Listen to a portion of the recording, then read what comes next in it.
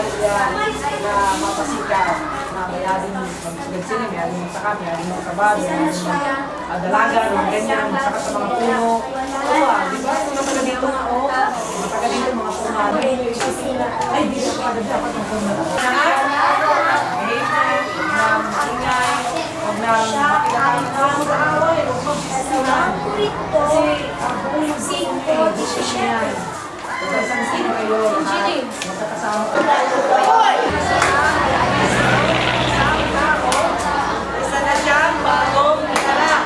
Wala na ang dating mga tao. Sa akin, ito'y napagsalan ng bago. Dalawang Korinto, 5:7.